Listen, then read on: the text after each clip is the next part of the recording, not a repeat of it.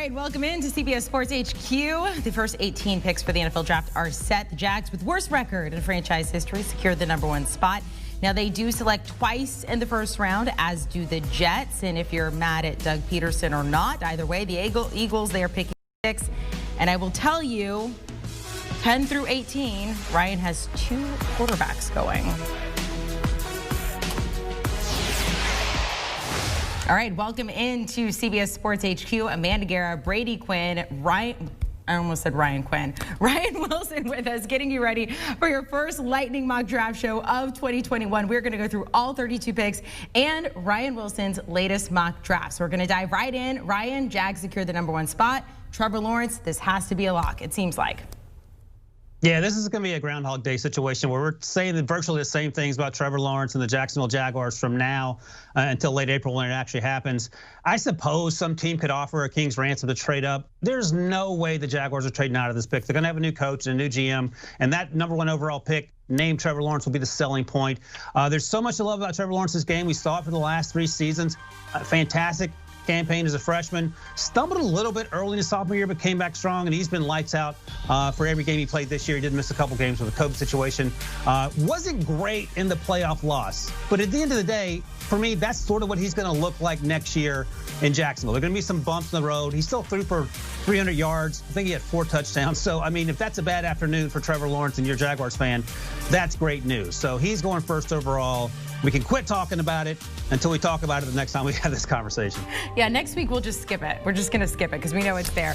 All right, let's go to the #2 pick. The Jets have it. And Ryan has not moved from Penei Sewell in this spot. He has not even looked at a quarterback. Maybe he has, but he's not putting it in his mock draft. What do you think? Well, no, I think there's a lot of validity to it because Penei Sewell's probably the second best prospect that's a non-quarterback. And so he fits that category. Even though they took Mekhi Becton in the first round last year, if there's anything that we've learned is you've got to be able to play with the big boys up front. And you got to be able to get your quarterback some help. So being able to have Becton on one side, Sewell on the other, even if they played him inside, Sewell's capable of doing that. So it makes a lot of sense. However, Adam Gase has now been fired. There is a head coach who's going to be walking into the situation saying to himself, am I taking this job and is Sam Darnold my guy, or would I potentially look at taking a quarterback? And Joe Douglas, who's currently there as the general manager, he's got no ties to Sam Darnold. So he could very well say, I want to draft Justin Fields. I want to draft Zach Wilson.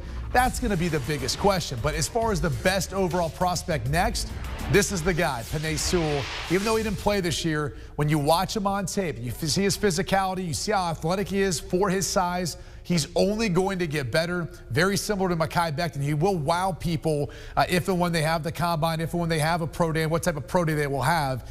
Many teams will become enamored with this. And I think the only other thing you could do in this spot is you could trade out of it.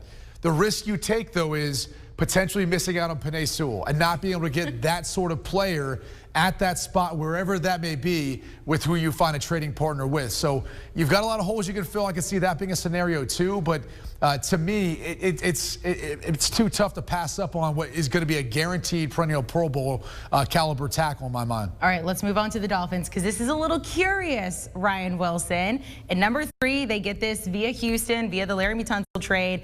You have them taking Zach Wilson. If I do recall, they just got Tua. Is this, I mean, do you look for another quarterback? Like, he's letting Pete Prisco get in his head. That's what he's doing. The funny thing is, so right, part of it's just like, okay, let's just go through this thought experiment based on the way Tua played in week 17. And also, he hasn't really blown the doors off what we've seen from other rookie quarterbacks this year. His arm strength's a concern. He's mobile, but he's not Russell Wilson athletic inside the pocket. And again, we don't know all the particulars. Maybe he's injured, that hip injury isn't 100%. He did battle COVID earlier in the year. So maybe all those things are things we have to take into consideration. Do I think the Dolphins are going to do this? No. Are they thinking about it? Maybe across their mind. Chris Greer, the GM today, said that Tua's their guy, and I get it. Zach Wilson is a really interesting prospect. Fantastic year this year. He's a better arm than Tua. He's more accurate. He's more mobile, and I think a team's going to probably come up and get him at some point. But it looks like it won't be the Dolphins. But it's just something to think about because we saw, and I'll ask you this, Brady, did Steve Keim do the wrong thing back-to-back years, Josh Rosen, then turn around and getting Kyler Murray? Well, no, because after the fact, we can look at it and say it worked out. But the only thing I'd say is I felt bad for Steve Wilkes. their head coach who got fired after that 1 year. I mean, you would have liked to see what Steve Wilkes or even Josh Rosen could do in his second year. So, but you're right, because someone's already done that now, it's opened the door to that being a possibility. I just don't see it happening in this respect. I thought there was enough of a good film from Tua Tagovailoa to feel like he potentially gives this team a shot moving forward. They really just need more pieces out around him, and he needs to play more. Bottom line, he needs an offseason. He needs to play more. We'll see what tweaks they can make with the offense. I think this pick is interesting, though, for this reason, because Ryan Wilson is telling you that he doesn't have Justin Fields as the second overall quarterback taken. Nah. With that performance in the semifinal game, maybe what he does in the national championship game, between the athleticism, the size, that upside to him, it's going to be hard for any team not to take Justin Fields over Zach Wilson. Even though I agree, Zach Wilson probably had a better body of work this year of film.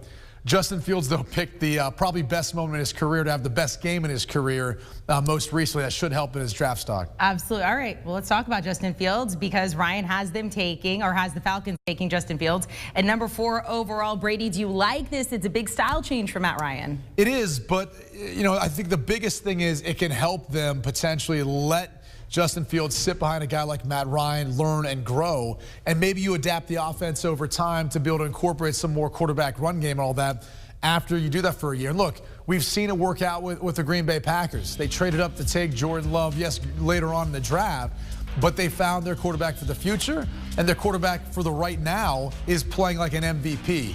And Matt Ryan was once an MVP, so maybe that creates a little bit of a flame, if you will, to fire him up, get him to play better. But the bottom line is, as good as Justin Fields looks at that semifinal game, if you look at the entire body of work, he's still not a finished product. He could use to sit and learn behind a guy like Matt Ryan before he gets thrusted into that opportunity. Do they go with the quarterback regardless if Justin Fields goes quarterback number 2? Do you take Zach Wilson here? I don't think so. In fact, again, that's going to become dependent upon who the general manager, who the head coach is. Because I think that job is attractive to me because Matt Ryan is there. And I still think he has a lot of good football left in him. So this is a spot where I think one of a few things could happen. They take best player available, or they're going to trade back out of this pick for someone who wants a Justin Fields or Zach Wilson, depending on what order they go in. That's most likely how this is going to go. And then you get that new general manager, head coach, getting a quality player, but more picks too to create the environment and culture in the roster that they're looking to create. All right, let's go to the 5th overall pick, going to the Bengals here. And you have them taking Devonta Smith. I believe that is 1 spot up from last week. Ryan Wilson, so some help for Joe Burrow. He's going to be number 1 at some point. At some point. At some point. That's right. Yeah, that's the guy that the Jaguars are going to pass Trevor Lawrence for to take Devonta Smith. But here's the thing: like the Bengals, excuse me, would love Penei Sewell, and for the longest time they were in the Penei Sewell business where they're losing all those football games. So my arch nemesis Ryan Finley helped them win those football games, and now they've moved down to number 5. So what do? They're not going to take an offensive lineman, even though Joe Burrow would love that. They're taking Devonta Smith, the best wide receiver in this class. Brady's convinced he's going to be the Heisman Trophy winner, and I tend to agree with that. He's only 170 pounds. He only runs probably a 4.5-ish. No one cares. You watch him play. He plays like he's DK Metcalf in terms of the way, the size and the speed. He dominates guys. He eats up cushions. He creates separations at the top of routes, and then he runs by people. There is so much to love about his game. I know, by the way, he also returns kicks. Is there a durability concern? I guess. He doesn't get hurt, though. I mean, Jalen Waddle is more of an injury concern. I think Devonta Smith comes in right away. You pair him with T. Higgins, and Joe Burrow's right back at it, and that offense is going to start to click. Certainly with Joe Burrow there, but also the young offensive weapons around him, as well as Joe Mixon in the backfield there. Yeah, that would be a lot of fun to watch. All right, so Devonta Smith moves up to your first wide receiver off the board. Your second is right behind him in Ja'Marr Chase, who did opt out of this season, and you have the Eagles taking him at 6, Ryan. Wow. Yeah, Ja'Marr Chase came into the season as wide receiver 1, and he's still one of the best wide receivers in this draft class. He was the best wide receiver in that team last year for LSU that went undefeated. That included Justin Jefferson, who's made a great case for Offensive Rookie of the Year with the Vikings. I think what we get here is some explanation as to why the Eagles did what they did in that Week 17 game. They wanted the 6th pick. They get a wide receiver for whoever the quarterback's going to be. I don't think it's going to be Carson Wentz. Maybe Jalen Hurts will be there. And you create something resembling an offense. They got Jalen Reagor last year in the first round. That helps. One monkey wrench I want to throw at you, Brady. What if the reason that the Eagles did this, instead of not trying to play and win that football game, they go from the 9th pick to the 6th pick, and they draft a quarterback from North Dakota State to replace their current quarterback from North Dakota State and Trey Lance? That would be an all-timer. I mean, look, that is centralized. And when you think about the fact that, you'd be placing 1-1, but there might be a little bit of a risk with Trey Lance just because he only started 1 year. It was a great year, but it was at a lower level. And with only playing one game this season, I don't know that I want to go that same exact route with this particular look. I actually like what you're doing here, though, because whoever the quarterback's going to be next year, whether it's Jalen Hurts, a quarterback to be named later, it's probably not going to be Carson Wentz. It seems like there's too big of a fracture there. They do need to provide him with some more help at the wide receiver spot. Rager showed flashes of what he's capable of. I think he'll be better in his second year in the league, but providing some more help on the outside and then moving on from some of the older guys, Deshaun Jackson, Alshon Jeffrey, guys who just weren't consistent enough, able to help enough, I think would be a big help for this offense. As much as we want to blame Carson Wentz for their woes this year, this offense was beat up. It was battered. He didn't have a lot of help on the outside out around him, even though they did have some of their starters there. So they might need to just have a whole clean sweep of what he's throwing to in the future, whether that's Hurts or anyone else for that matter. All right, let's move on to number 7. Ryan, you have the Lions taking Micah Parsons with this pick. He did opt out of this season, but it does not appear it is going to hurt his draft stock whatsoever. No, I mean, Ryan's on top of it. He's definitely one of the top 10 prospects, I think, when you turn on the tape. And really, you look at his athleticism, what he's going to be capable of doing when you put him on the football field. The only question you'd have in this spot is, for whatever new head coach takes over the Detroit Lions, is this what you're doing with this pick? Are you going with the best player available? Is that where you have him ranked? Or what's the situation with Matt Stafford? Matt Stafford's owed a lot of money. And do you want to keep that contract on board? Do you want to kind of go your separate ways and start afresh, start anew with potentially a guy that Ryan Wilson just mentioned, Trey Lance potentially, Mac Jones could also be a part of that conversation. Sounds like a lot of quarterbacks, but I think now you're looking at potentially a bunch of musical chairs with some veteran guys. There could be some open spots, and who knows what that head coach is taking the Detroit Lions job for. Is it for a guy like Matt Stafford or the opportunity to rebuild? And would you want to pick Micah Parsons as one of those guys to rebuild with? Let's not forget, too, a new addition to that front office, Chris Spielman, one of the all-time greats, the Detroit Lions linebacker. Maybe he's got a little bit of an impact, too, in them taking a linebacker with their first pick in this year's draft. Brady's very entertained by this mock draft as of right now. All right, let's keep going here. Ryan, I want to talk to you about the Panthers at 8. You have them taking cornerback out of Virginia in Caleb Farley. You're flip-flopping between a lot of cornerbacks in your past mock drafts here, but you said Caleb Farley is staying your number 1 guy. Yeah, he's my CB1. And look, the Panthers could be interested in a quarterback here for sure. Teddy Bridgewater had an up and down season towards the end there, so maybe that's something to consider. But if they want to bolster that defense, and they have a lot of young pieces on that defense, Brian Burns, the former first-round pick, Yatogros Matos, also the edge rusher, the second-round pick. Jeremy Chin stood out this year in the secondary. And what we have here is Caleb Farley, my CB1. Didn't play this year, opted out. He's pretty new to the position, so he hasn't played a ton of football, but he's extremely physical. He battles these big wide receivers with that physicality. He moves well in space. All the things you're looking for in a cornerback and looking for on a defense that's young on the back end. They're actually going to lose some guys to free agency. I talked to Scout about him, and there were zero concerns about him not playing this year, and actually compared him in terms of his physicality. Not that he is Jalen Ramsey, but he's physical, and he causes issues for wide receivers on the other side of the field. All right, Ryan, I want to stay with you. I want to go to the Broncos. Now, you do have some concerns. They may end up looking for a quarterback in this position here, given maybe some moves in the front office, but as of now, you have them taking Kwity Paye at 9. I love Kwity Paye. He is an absolute monster. You watched him over the summer, and you saw a guy who in 2019 was sort of figured it out. He's like 6'4", 277, and he's built like he's a solid block of muscle. And then you watch him a little bit this year, up and down. And Brady will tell you the Big Ten was sort of up and down in terms of the consistency of games, and he flashed. The Minnesota game is the game I love watching, and it really gets you excited about what he can do when he puts it all together. So you're taking a risk on a guy who's going to have to grow into the position. It reminds me a little bit of Bud Dupree coming out of Kentucky. In year 2.5, year 3, he was on. I think that's what you have to do with Kwity Paye. That defense needs to replace the edge rush help if Von Miller doesn't come back. Even if he does, he's 32, 33 years old. Kwity Paye is a guy who I feel like is going to start to get a lot more buzz as we head closer to April. All right, Ryan, you said Farley is your CB1 here. So, Brady, this next one goes to you. He has the Cowboys taking Patrick Surtain at 10. and you think this should be the first cornerback off the board? Yes, this is the most complete cornerback that you're going to find. He played this past season, so I think one of the things you're going to look for is the type of guy that checks all the boxes. Surtain does just that. He's got, obviously, the backing of a guy like Nick Saban. So this will be the first cornerback take, and I'm sorry to break that to you, Ryan. I do appreciate Caleb Farley's game, but if the Panthers are looking for a cornerback at 8, it's going to be Pat Surtain, okay? And so if he falls to this spot for the Dallas Cowboys, they need help at cornerback too. And this guy, to me, is one of the top overall prospects. He's my CB1, but he's also, to me, a top 6 prospect when you're looking at this class in general. There really are no holes in his game. Much like he was well taught by his father, all right, he's got the lineage. His technique is flawless. He's got the speed and the recovery speed, really to have a hard time getting beat by anyone. And it's one of the reasons when talking to offensive coordinator Notre Dame, Tommy Rees, he said, if we throw Pat Surtain's way during the semifinal game, it was a mistake. They did it once, and almost it being an interception, if not for Surtain being able to get his foot in bounds to complete the process of the catch. So he's a heck of a player. He's going to go off the board before this, but I don't want him going to the Cowboys. That's definitely a need. All right, a little disagreement there, but both of you like that guy very much. All right, we are just getting started here. We have gone 1 through 10. We have much more coming up here on CBS Sports HQ. 3 quarterbacks off the board, but not one of them is Mac Jones. So where does Ryan have him going? Does he make the top 20? Find out.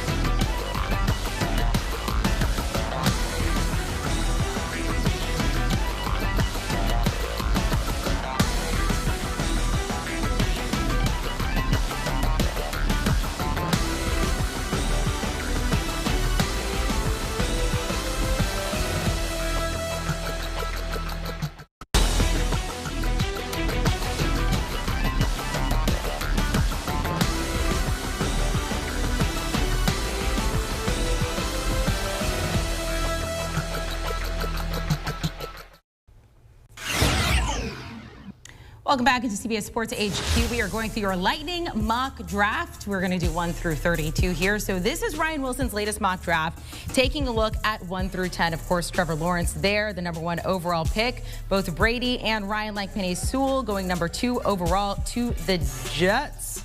Now, I asked Brady, what's your favorite pick? He said, well, it's Trevor Lawrence. I said, which one do you like or dislike the most? He said Caleb Farley, thinking that Patrick Surtain should be a little bit higher, but we'll see as the months continue.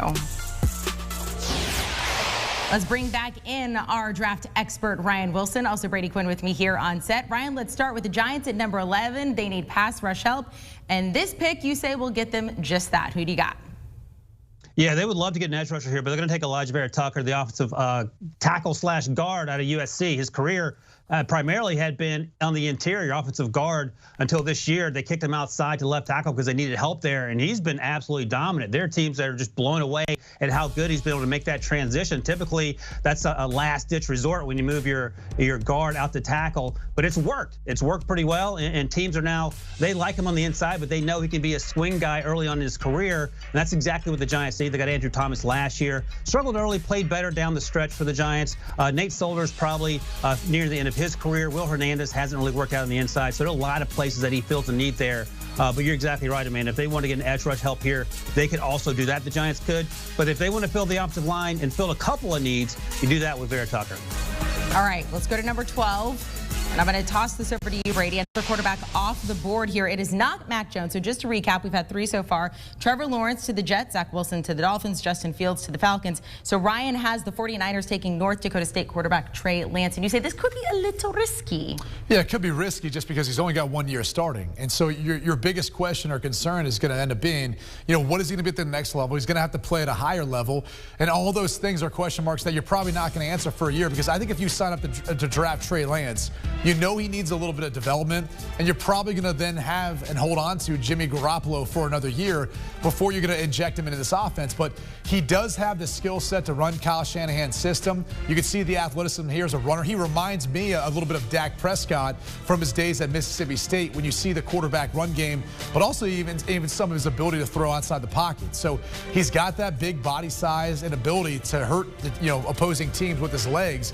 But the question really becomes the lack of experience. And as you look at Jimmy Garoppolo's numbers, yes, he's injury prone, so you're going to need a backup regardless. But you also have to wonder at some point in time, is he going to be able to help this team get over the hump, be able to win a Super Bowl? Played great in his only year starting 16 games, but it might not be enough for the San Francisco 49ers to feel confident that he's going to be able to be the guy moving on in the future. All right, let's go to the Chargers at 13. Ryan Wilson, you have them taking Kyle Pitts. Now, I love your mock drafts. I read them all the time. I do sometimes just try to venture out to see what other people are thinking. And Kyle Pitts is one of those guys. Everybody wants him. Everybody thinks he could fit with their team. So why the Chargers? Well, Hunter Henry is in the last year of his deal, so he feels the need there. Justin Herbert has played out of his mind. He's played so incredibly well this season, exceeded everyone's expectations except Pete Prisco somehow. I did not expect him to have this much success this soon. Kyle Pitts adds to that offense, makes him even more explosive. He's the third quote-unquote pass catcher off the board in this mock draft behind the 2 wide receivers we talked about. He could end up being the first wide receiver taken. He's that good. He's listed as a tight end, but he ain't blocking anybody. You can line him up anywhere, and he is an absolute game changer down the field. So you pair him with Justin Herbert, Keenan Allen, Mike Williams, Austin Eckler in the backfield, and this offense that was in times really good this year gets even better once they settle on a new head coach. I want to know what he runs in the 40, because that's ultimately going to dictate what he ends up being as far as a tight end or a wide receiver. You go back to Chase Claypool, and they kind of have similar size. And I remember when he weighed in at 239 at the combine, people thought, oh no, he may end up being a tight end. He goes and runs the 40, and they said, nope, just a big wide receiver. So Kyle Pitts could fall into that category. Either way, he's going to be a mismatch nightmare. But I think he's going to play more of a role of a tight end that's going to move around, extend himself outside, and run routes as a wide receiver. And the one thing you'll notice is, it's not that he's not going to block anybody, but it's just a willingness to get in the way of an opponent, especially on the second level. And that's what you do with those smaller tight ends or those guys who don't like blocking. You figure out ways of scheming it up where they have to block a DB, which they're much more willing to do than trying to block a defensive lineman or a linebacker. I love it. Nope, just a really fast tight end. All right, let's keep going here. Number 14, let's go to the Vikings. Ryan, you have them taking Rashawn Slater at 14. You say this guy has just a bunch of versatility. Yeah, I love Rashawn Slater. He's one of my favorite players in this draft class. Opted out of 2020 from Northwestern. Played really at a high level last year at left tackle. You go back and watch the Ohio State game against Chase Young. He more than held his own. And here's the thing. the issue is going to be short arms. He's going to have short arms as NFL teams deem it for an offensive tackle, probably 33.5 inches, less than that. So if that's a concern for you as an NFL team, you'll probably want to kick him inside. He's been working throughout the season to prepare for the combine and the draft and all that. He's working at guard. He's actually working at center as well. So the versatility, again, just like Elijah Vera Tucker we talked about, Rashawn Slater provides that, but he can step in day one, play right tackle, play left tackle, play on the interior, and I think that's exactly what the Vikings need. They need depth, and they also need to add some starters along the offensive line, which at times this year wasn't exactly what Mike Zimmer was hoping it would be. All right, very interesting selection. Let's move to the Patriots here. at 15. Ryan Wilson, you have them taking Mac Jones. Is this the answer for the Patriots? Is this a good selection for them? Well, look, I think Mac Jones fits well with Josh McDaniel's system. He's smart. He's accurate with the football. He actually shows the ability to move within the pocket and a sense of timing and anticipation. All things that you're going to need to do within that system. Here's the only issue, though. It doesn't matter who they draft at quarterback. Who's playing wide receiver?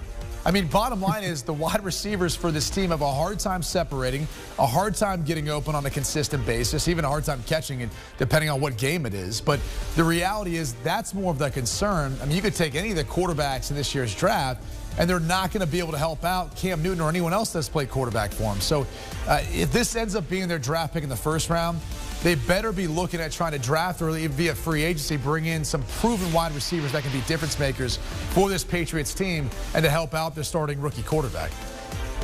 All right.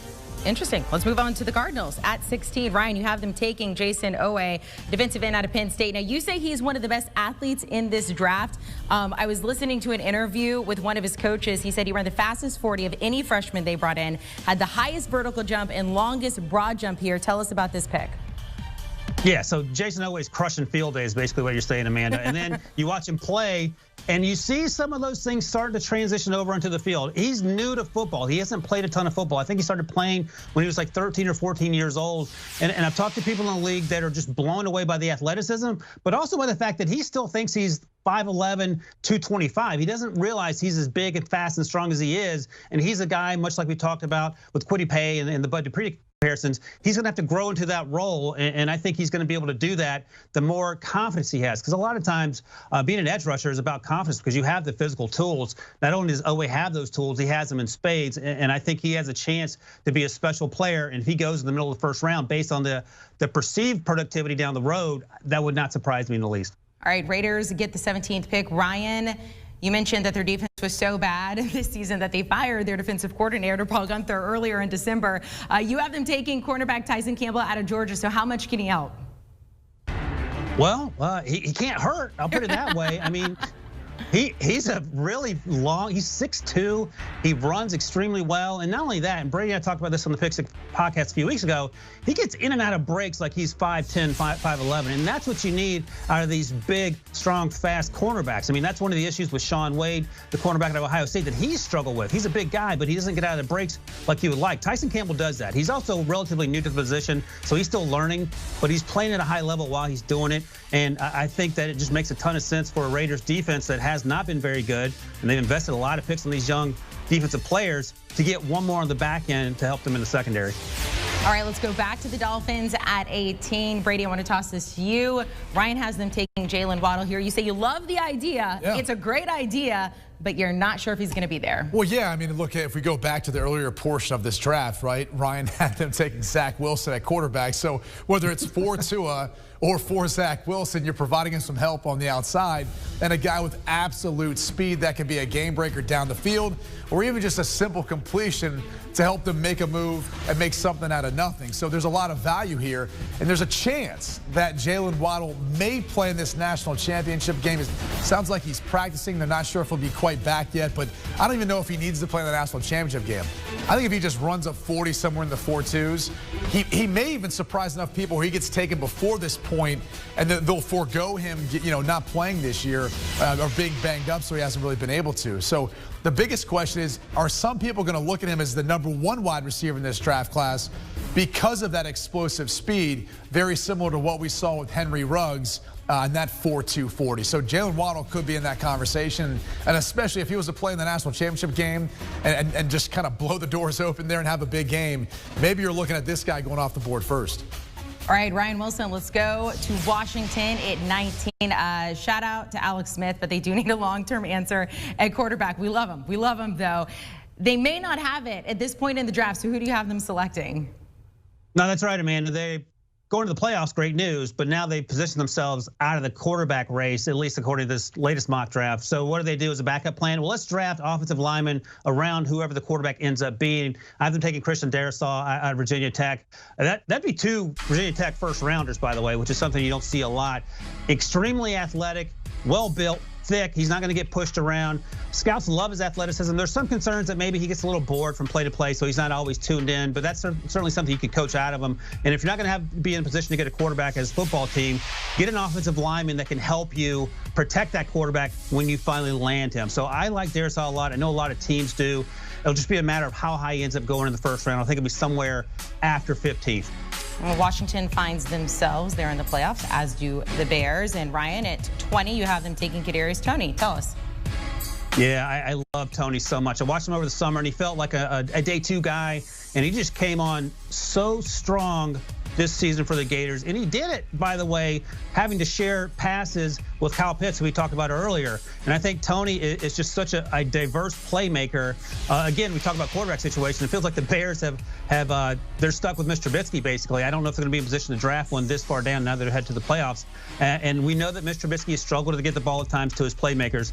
Toney makes it a little easier. He's a little like Darnell Mooney, who they already have. He can return kicks, and he's explosive in that you get the ball to him 2 yards behind the line of scrimmage. It could end up being a 60-yard gain. So I think this pick makes some sense if they're unable to, the Bears are, to find a quarterback in the first round. Ryan, it definitely does, especially if you want to try to find some more explosiveness within this offense. And whether it's Mitchell Trubisky or another quarterback, which you got to remember, they didn't pick up the fifth-year option for Trubisky. So there's a strong likelihood that it could be someone else coming in and playing quarterback for them. But providing a guy that, again, get him easy touches, he can be explosive, after the catch. That is exactly what this offense needs, and that's exactly what I think a lot of offenses right now in the NFL are looking for. They're looking for guys who can create chunk plays, but don't necessarily have to run 20, 30, 40 yards downfield to do so. Toney provides you the opportunity to do that. He can help you in a variety of ways. And, Ryan talked about how he kind of competed with Pitts for catches and production, but he also helped carry this team a little bit too while Pitts was out, really leading the way as a pass catcher for the Gators this year. So I could see him eking up into the first round. I think his 40 time is going to be interesting to see that, and then just how he stacks amongst some of the other wide receivers within this class. But there's no doubt he'll be in contention for one of those first-round spots. All right, that is 11 through 20 there for Ryan Wilson's latest mock draft. We are far from done, of course, here on CBS Sports HQ. 21 through 26 coming up next. Ryan and Brady are going to stay with us, and we're going to talk about one of Brady's favorite players here, Jeremiah Owusu-Koramoah. Now, he's listed as linebacker, but this guy's got a lot of talent. So where does he go and what position does he end up playing? All right, welcome back to CBS Sports HQ. We are going through Ryan Wilson's latest mock draft. This is your lightning round of the mock drafts, going through every single pick here. So to recap, that is what we saw, 11 through 20. Now, for the most part, I would say Ryan and Brady agreed. However, I will warn you, we might get into some arguments here, 21 through 26.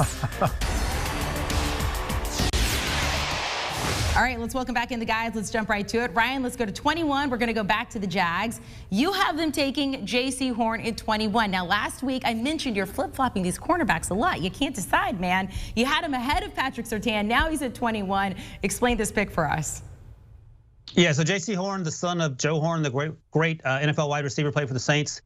J.C. Horn left, I think, a game early at South Carolina, but he was really good this year, really good last year. Extremely physical, and that's something that a lot of times cornerbacks in college have trouble transferring to the NFL, the physicality, especially at the line of scrimmage. The knock against that is he can sometimes be a little too handsy downfield, and of course we see that from cornerbacks too as they make that transition. But he is really good, and I think what he provides in Jacksonville is another player in the secondary. Last year they took C.J. Henderson for one of their first-round picks. He had an up-and-down season, but that's to be expected. They're getting younger, but they also have to get better. They have Trevor Lawrence on the other side. They could possibly want a wide receiver here, but I don't know if there's one there worth taking. So instead, they bolster a defense that also includes former first-round pick Josh Allen and last year's first-round pick Caleb Von Chason. So they're getting better on defense, and they're taking J.C. Horn. This is Ryan's 18th mock draft, and I'm just wondering, hearing him go through that, like if he's just dreaming about it. Like if he just wakes up, he's like, oh my God, I need to change this. Ryan, we're gonna stick with you here for a second. Let's go to the Colts. At 22, you have them taking Darian Kendrick. What makes him an intriguing prospect here? He hasn't been playing very long, and he plays at a really high level. Now, you might say, hey, I saw Clemson play Ohio State. Justin Fields had very little issue with Darian Kendrick, and that's a fair point. Quarterbacks get beat. That happens all the time. But he plays from snap to snap in a way that NFL teams are intrigued by, and he did it after moving to cornerback in 2019, spring 2019. He started as a wide receiver when he arrived. He's a wide receiver and quarterback in high school. So only in a year and a half's time, he's been able to get on NFL teams' radar and do it by playing well. He's not that big, but he can cover guys. He doesn't get beat on short, intermediate, deep routes. He's doing exactly what you want him to do in terms of making progress, and I think that's going to get him some first-round buzz. He could easily go early day 2, but I like him here going to the Colts, especially with Xavier Rhodes in the final year of his deal. All right, let's go to the 23rd pick. Let's talk about the Cleveland Browns. You have them taking Jeremiah Owusu-Koramoah. Brady Quinn wrote in our little notes before the show that he loves this. I'm not sure if this is because you get another Notre Dame guy going to the Browns around 22, 23. What do you think, Brady? Of course you support your Notre Dame guys, but this also is a need for the Browns. I mean, I think this defense needs an infusion of help and really speed and athleticism. You know, Owusu-Koramoah, he provides just that. When you look at his position, really he fits into that kind of hybrid model now, that safety at linebacker, but he's good playing out in space, and that's what you have to be able to do now in today's NFL. A lot of the college concepts, spread formations, 3 wide receiver sets, all of that now is at play.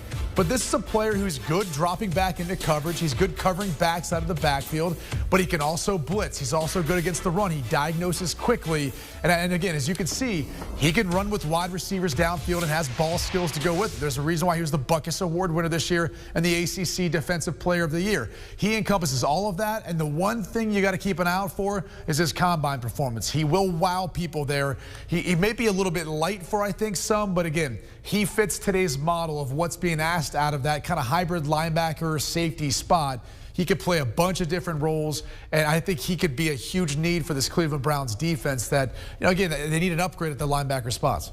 All right, Ryan, Titans at 24. Now, I will say, out of all of our analysts, you know, because we can all push Will Brinson aside, you are the nicest one, right? Like, he's the nicest guy. He's probably the funniest, too. And the funniest. But on your article, talking about this on CBSSports.com, you said the Titans' pass rush can kindly be described as pathetic.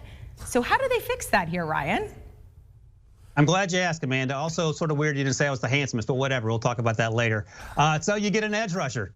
Jalen Phillips, that's how you do it. I know Brady may feel differently about the name, but I think he would agree that the edge rush has not been there for Tennessee. I haven't checked, but 2 weeks ago they had 14 sacks on the year. TJ Watt has 15 sacks as we sit here. So Jalen Phillips has an interesting story. Went to UCLA, actually retired in 2018 because of injuries, transferred to the U, played this year, and he looks 6'5", 266. He looks every bit a chiseled NFL defensive end. He can play 3 technique, 5 or the 7.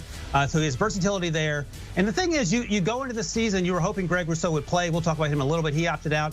Quincy Roche, the transfer from Temple, you wanted to watch him. He didn't exactly blow my hair back, but Jalen Phillips always got your attention.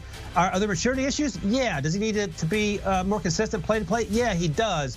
But there's a lot to work with there, and I think he could find his way into the first round because of it.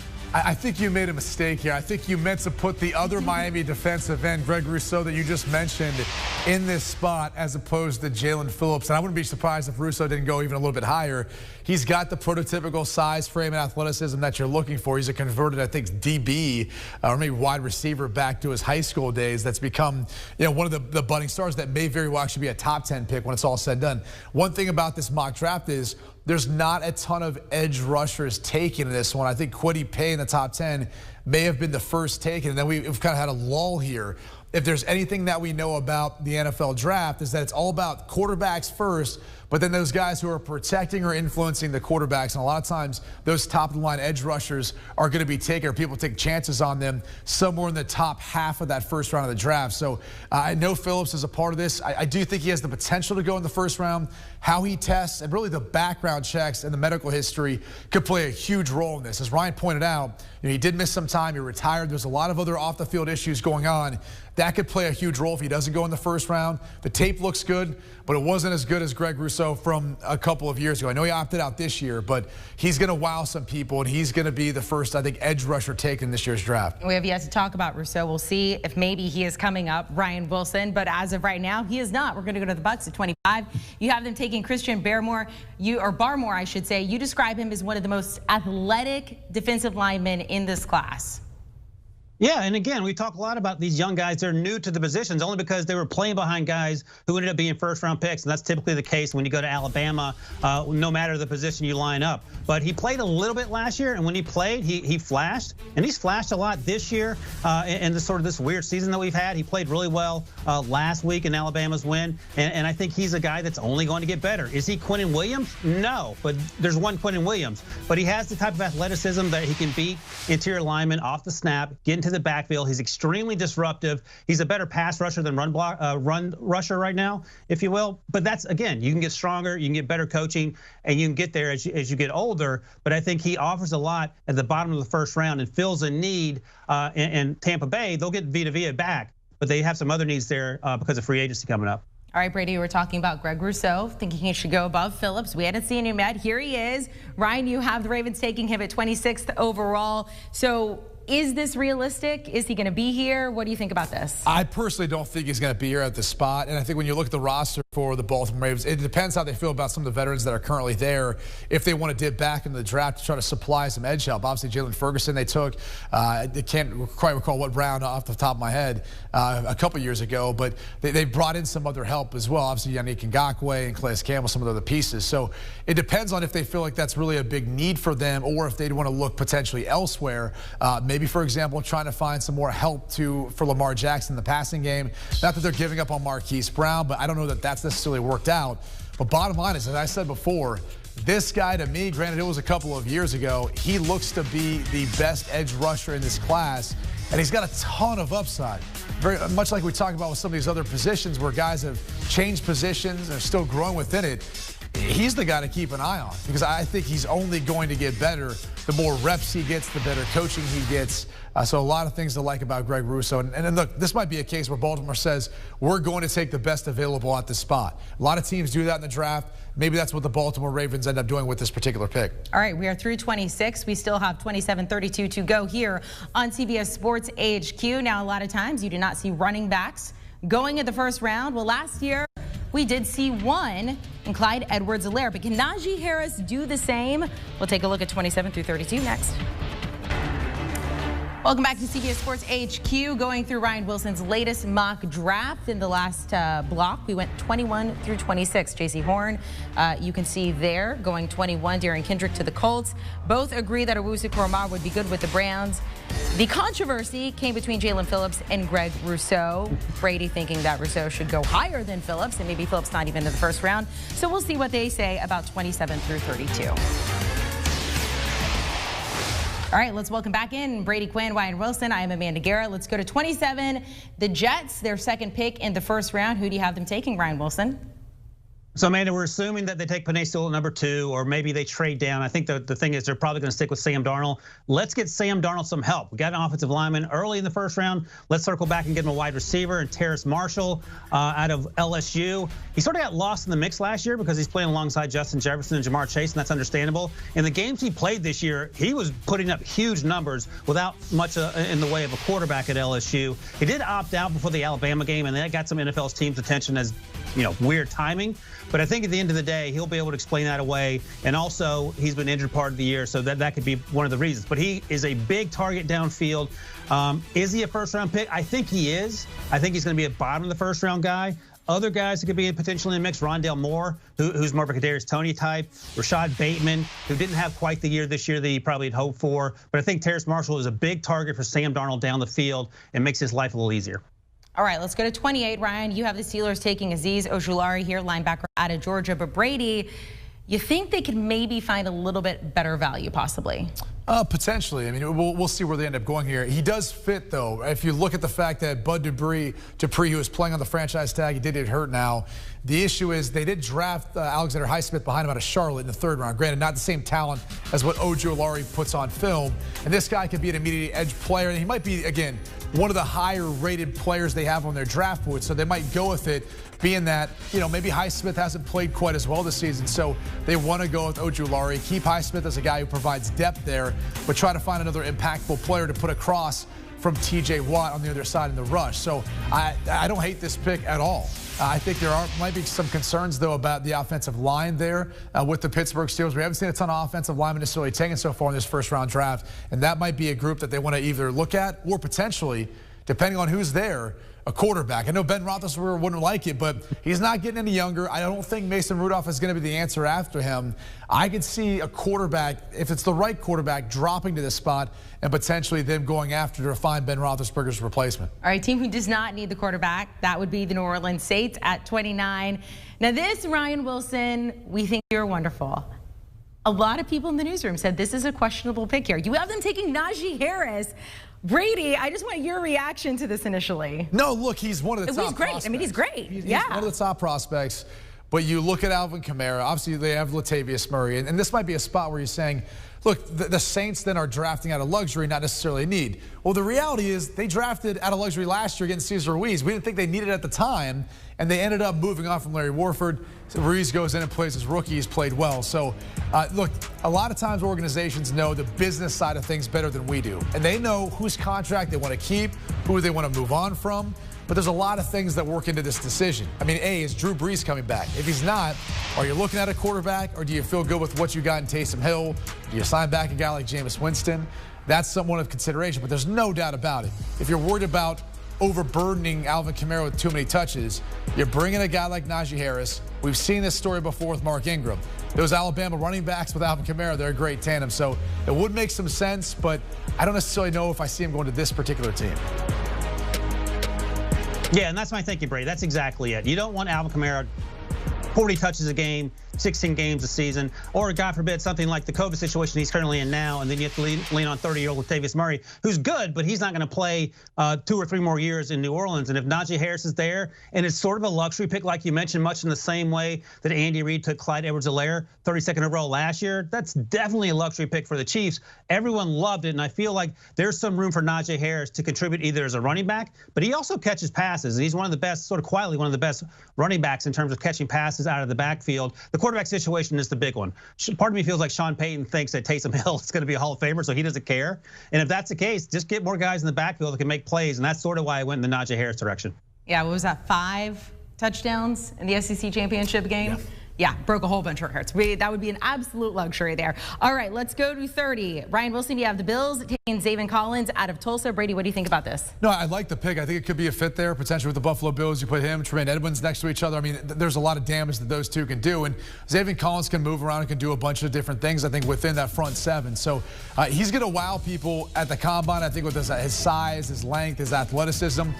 The film does not disappoint. I mean, he was every bit of an impact player you're looking for in a defense that really at times had to carry their team and carry their offense through usually the first 3 quarters of the game. For whatever reason, Tulsa's offense didn't seem to wake up till the 4th quarter half the time. But this guy's an impact player. Could make a lot of sense, too, for a defense that kind of has underachieved so far this year. It's been all about the offense with the Buffalo Bills and Josh Allen, the addition of Stephon Diggs. So I think there's definitely some thought that they would go with a potential linebacker here. Again, maybe edge, though, is more what they're thinking, given that the pass rush hasn't been quite as good. But Collins can add to that with the way he's able to rush opposing passers in the blitz. All right, 2 more selections. Ryan, you're going to start on both of these. You have the Packers taking Nick Bolton at 31. I know Pete Prisco will probably be listening. Maybe he'll argue, maybe he'll love it. So give us why you made the selection here. Yeah, the Packers, here's the thing. Common sense would say, oh, the Packers clearly need a wide receiver. Turns out all they need are 2 things, Aaron Rodgers and Devonta Adams. That's it. They don't need anyone else. We were wrong, so I'm done giving them wide receivers. Nick Bolton, they do need help on defense. And their defense, in a lot of the same ways that Brady talked about with the Bills, the offense is what drives this team. The defense at times hasn't done exactly what we'd hoped. Put someone in the middle like Nick Bolton. He's one of these smaller, faster, spark plug inside linebackers, incredibly fast. He's a playmaker, and I think he provides something in the middle of the defense that the Packers haven't had in a long time, and I like him here at the bottom of the 1st round as a value pick. All right, finally, Kansas City Chiefs, supremely talented team, arguably the best team in the NFL right now. Who do you have them taking at 32, Ryan? Edge rusher Joseph Asai out of Texas. This guy has the highest motor in this NFL draft class. He is a nonstop get after it, and that has a lot to do with his success. He has the physical skills to win on the edge. I think one of the best things that happened to him is that he moved from inside linebacker at Texas to outside, and he's just been on display week after week for Texas. And I think the Chiefs certainly need help at the edge. They have Frank Clark, as one of the leading sackers on the team, but second is Chris Jones, who plays on the interior most of the time. Get them more help on the edge. The defense isn't good. I mean, it's good, it's not great. So get them help in terms of getting after the quarterback, make life a little easier for Andy Reid and Patrick Mahomes. I love this pick for them. I think, he's a versatile player. When you go through his career at Texas, he's been able to move around a bunch, but he provides that motor. He provides exactly what you're looking for. It kind of adds some help, too, in rushing. So it doesn't all have to fall necessarily on Frank Clark or Chris Jones on the inside. They've got more help as far as a guy who's going to be able to rush and also be an impact player. And he's also athletic enough to be able to play on special teams, something that you see a lot of times. Even rookies who are first-round picks are going to have to contribute in that manner. So Joseph Ossai's had a phenomenal year for Texas. Weren't many bright spots on that defense. He definitely stood out, though, with the way he went about rushing opposing passers. You know, those Oklahoma Sooners could probably attest to that with the way he played in that game. You're welcome. Yeah. You're welcome. All right. Anyway, Ryan Wilson, thank you so much. We're going to recap your picks here. We're going to go from the bottom to the top there. Joseph Ossai going to the Chiefs. And you can see the rest. I'm not going to read all of them. But, Brady, I do want to ask you, through each one of these, your favorite pick that Ryan made. Yeah, I think in this particular spot, Joseph Ossai makes a lot of sense for what they've been looking for, given his versatility. But I think Terrace Marshall, because the Jets need help at wide receiver. And what he runs at a 40 largely will dictate if he can make it up in the first round. All right, 21 through 26. You're going That's there Gregory with Rousseau. I mean, come on. He's not going to be at this point in the draft to be surprised, unless there's really a knock on him for him not playing this past season. All right, 11 through 20. Your favorite here. This one's a little bit difficult. Oh, it's tough, but it'd be Jalen Waddle. I mean, I think he's going to be an absolute game breaker at the next level as far as his overall skill set and ability. And look, whether he goes with Zach Wilson and Tua, or in this case, what I think is going to happen is just Tua. Waddle will be a great addition. A lot of talented wide receivers in this class. Some people thinking that Jalen Waddle could be the first one off the board, but Ryan Wilson does have Devonta Smith there at number 5 going to the Bengals. And then, of course, Trevor Lawrence, number 1 overall to the Jags. All right, that is Ryan Wilson. That is Brady Quinn. I'm Amanda Guerra. Thank you so much for joining us. Stay with us. We have much more. Do you want a sports network that delivers everything that matters about the game? The highlights, the picks, the instant analysis, no yelling, no fake debates, no politics. Hit the subscribe button and never miss a moment.